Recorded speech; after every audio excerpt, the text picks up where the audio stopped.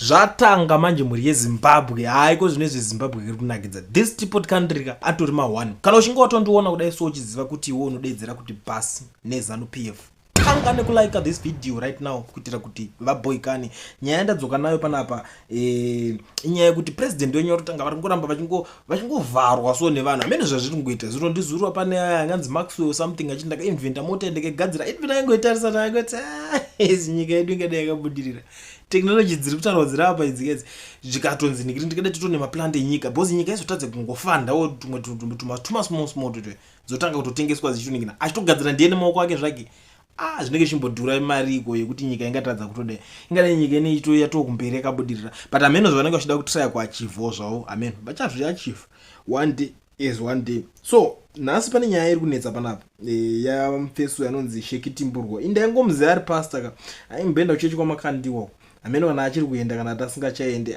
ndoponoona vanhu machechi nemapolitician same WhatsApp group zvezvingotedzana but vanhu kana uchiziva kuti unoenda kuchechi koko no offense tiringotaura nhasi tiringotaura nezve this guy hatindisi kutaura nezve kumachechi kwenyuko but tiringotaura kuti mapolitician nevanhu machechi inenge iri tactic saka nyaya iri panapa pari kunzi Sheki Timburwa PhD is a fraud ndo nyaya iri panapa. In 2023 Timburwa participated in a sham graduation ceremony despite claiming that he realized something was wrong. He proceeded to claim he had earned a PhD and went around town calling himself a doctor. Timburwa began pulling down posters sometime in 2014. So did his accomplice Sovi, but he also continued to use the title and allowed others to use it. UNISA does not have any record of Timburwa graduating with a PhD.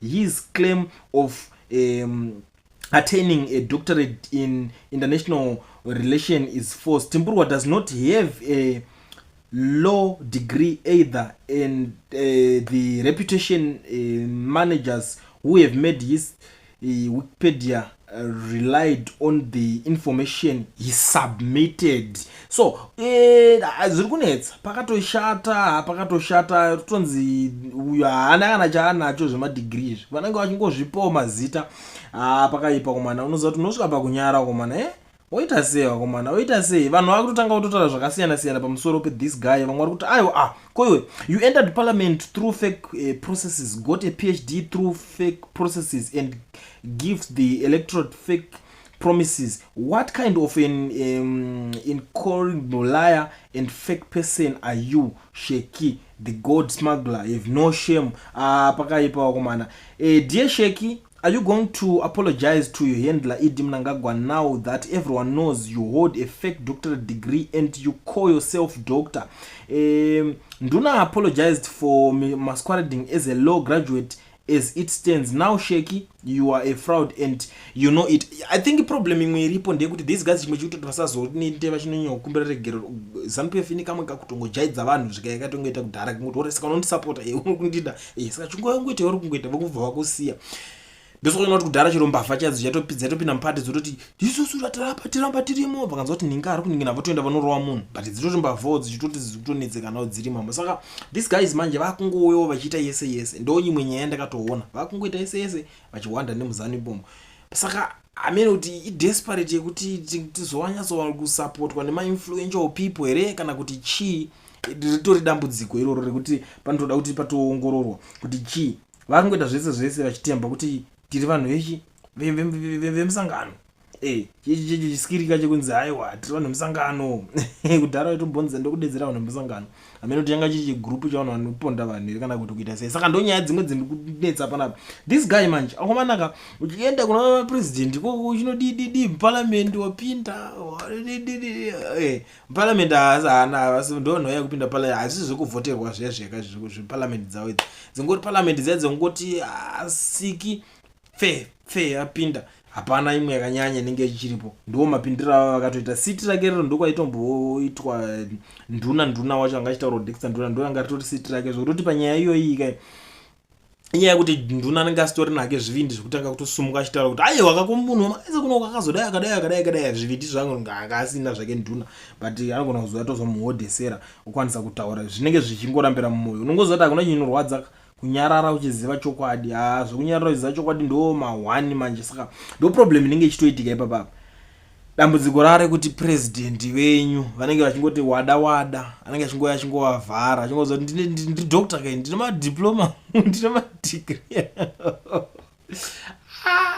Zimbabwe amazimba atori mahwani chocho itori rimwe time ndisoona kuti nyika dzizhinji vanosvika ubva aiwa ndakaita zvese ndoketa zvese ndodidi asiko kucheteka atori vakawanda vari toshanda mabasa up to now kunyika dzimwe vatone zvimubikiro zvemadegree but it's a topic for another day but sizvo kuzoti munhu unozoenda unosvika unoita sezvakuti ndakainventa mota ndakagadzira kana kuti wosvika uchiti ndine madegree angu uchiratidza munhu wamunenge muchiti president izvozvo hazvisiri izvo manje pane pakuda kuti pachiongororwa nyaya yekuti hava vakomana havazombopuwe havazombobvisirwe bhande pamwe pacho munhu unofanira kuti kana uri president unofanira kumbobvisa bhande utomborova munhu chaiko chaiko kuti munhu aite order because zvinhu zvacho tinenge zvichienda kupi zvinoshoresa reputation kwete yekuti yako because at the end of the day isusu nharo dzese dzatinenge tichitoita tinenge tinadzo but nharo dzedu dzimwe nguva dzinozomboshaya basa tata kunzi ayo kana muchinge mune nharo ndee munomubvisa munomumisa saka it simply means munhu iye anenge akutongomirira vanhu vese vasingadi kumirirwa naye but anenge achitongoti ndindi kuvamirira so pane zvimwe zvinhuso zvekuti uzonzonzi imi ko president ucha agone kuvheta zvinhu zvechokwadi here chii chinenge chiitika because vamwe vari kuona zvivharo zvimwe zviri kuona zviri kwazviriko vachazouya zvavo vakutanga kutomuvhara futi because imagine kuti vanhu vamwe vanonyatsoona kuti wosaka apa vatorwa uyu akatonyorerwa nzi uyu ane zvimadiploma zvimadegree zvimazhinji zvese atone zvima-phd ndo zvakavanyebera asi hana alright umwe bva saka vakatonyebera nzi mota idzi dzakagadzirwa kuchinji apa zvinhu zvakangotengwa kuonekirikini izvi alright saka uona kuti maresources enyika anenge at risk because zvato attracta matsotsi akawanda vakutoda kutonyatsokuya vakatageta right todoka dhisha kadai timu rinenge riri around ivo ndo problem yekuti munenge muchishanda nevanhu vekungoti ningi ndakabva naye kuhondo havachazive kuti totarisa sei zvinhu anonzi itechnology madhara muzvinzwisise zvakaoma vedu sara makateerera audio ndichakupai apa mundiudzawo zvamukufunga kana muchinge mune yenyu yekusenda munongosenda panhamba dzandikusiya pascreen zvakaoma vedu hama dzangu mazimbabwenzi kutsvaga katichibatsirana pano neapo zvandoda kuedza kuti nditaurewo pano ndezvekudaizvi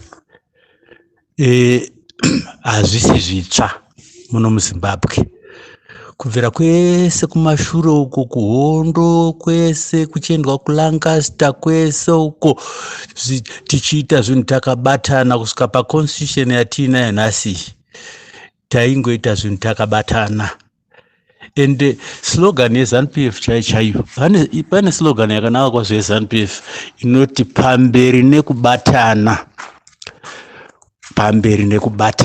kubatana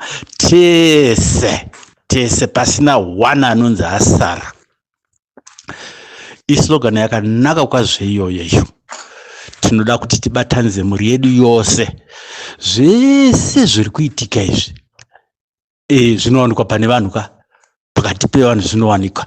Vanhu vanopopotedzana pano nepano ndo kunge paine chimwe chinhu chisiri kuwiranwa chisiri kufamba zvakanaka.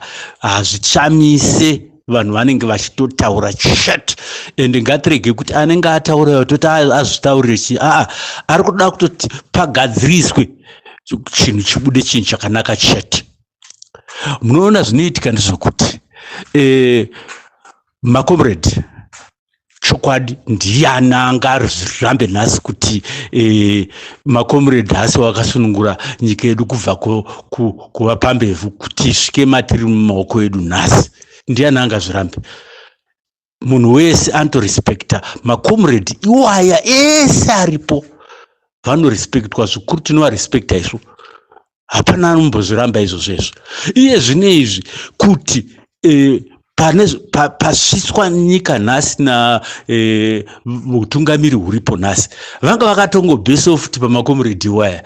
Dai kuti vanga havana kubhesa simba ravo pamakomrade iwaya, imwe nguva vaigona kutya kuti zvatava kuita izvi zvingazondikanganisa, asi nechikonzero chekuti vaifunga kuti makomrade ari kuvabheka ende yeti aiwa makomrade vanhu vainge vachitotarisira kuti zvivo zvataisa uyu tambobvisa uyo imwe nguva zvinhu zvedu zvichadanga kufamba zvakanaka votozoona aikazvo zvaakuita zvenepamwe. Saka vaakutaurawo ivo vese anageza vari kuona kuti izvi hazvi zvatakarwira izvi zvatakarwira ndeizvi ndiri kureva kuti ivo makomredi iwayaya nhasi chaiye ndo vanogona kutoti vatigadzirisire zvinhu zvedu zvakanaka, nokuti ivo ndo vakatonyatsoona vairera vakatsamira nyoka mumasango. Handitika ndo vangatotigadzirisira zvinhu zvedu zvakanaka nhasi.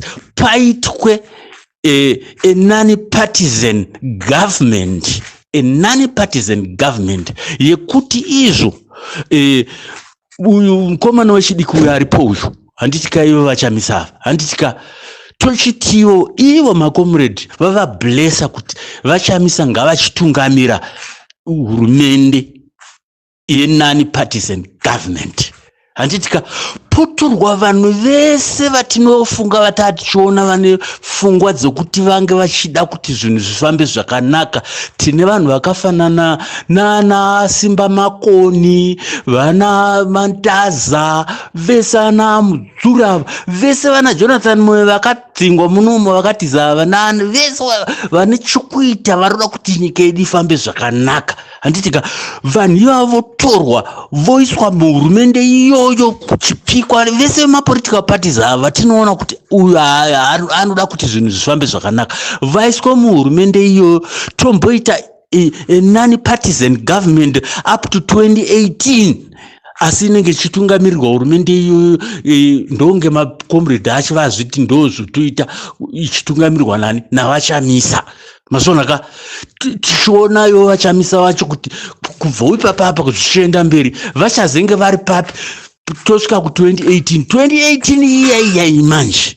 Handika vanhu vochiisa mazita, hapana munhu anofanira kunge achikampena ari pabato, nokuti constitution yedu yakabvumira kuti izvo munhu wega wega ngaave nebato rakwe. Saka kana uine bato rakwe iwe unokampena uri iwe usiriwo kuti iwe uchati haujoinwe nemumwe usajoinisa vanhu nokuti munhu wese hapana asina bato rake. Tine mapato edu asati arejesta chete, musati uyai mujoina bato rangu. Munhu wese akabvunzwa kuita bato rake, saka kana munhu asati arejesta bato rake anenge ainaro, musamujoinise okampena iwe. Vanenge vachidaidzira marallies emapolitical emapoliticians vada kuleader nyika zeki yacho inenge yaiswa futi vanhu vari mixed, vasiri vokuti vanomboti kunonzi chairman wekuzeki anochuzwa nemumwe munhu, vachachuza kana makomredi tochuza munhu anenge ari kuzeki uko. Ndo vachapota vachidaidzira manhingi marallies anenge achiti munhu wega wega anenge achidawo kutaurira vanhu maZimbabweans opiwa nguva yekuti anotaura zvaanofunga kuti kana akanga azoita president achaita sei, achaitirei vanhu veZimbabwe. Masonaka iye zvino izvi munoona zvatinoita ndezvokuti nyika yedu chokwadi chisiri kufamba zvakanaka, chatinotoziva tese ieconomy. Asi kana tichiona vese vanokampena vese kwese kwavo chikampenwa kumasuruku, hapana unombonzwa achitaura nezveeconomy. Unonzwa achingotaura kuti ndoda kuzovakisa zvikoro, ndozoisa mugwagwa, ndozoisa denga rechikoro, ndozodii. Handi mazonaka economy, denga rechikoro harimbonetsa kuisa kana nhingi economy yakanaka. Masona saka ndaikumbira izvi kuti makomredi ndiwo vanhu vakangotiblesera zvinhu izvozvo kuti pave nehurumende yakaita fanika saiyo iyi. Ndinodayira kuti zvinotifambira zvakanaka. Vanhu veZimbabwe havana nharo, mazira angu handinoitaini havana nharo masona manje. Saka tinoda kutenda zvikuru nezviri kuitwawo pasocial media apa, kuti vanhu vese vari kubutswa pfungwa dzavo, uyo waisa dzake. Ngatichitorai zvinoshanda toshandisa, zvisingashandi toregedza. Maita zvei?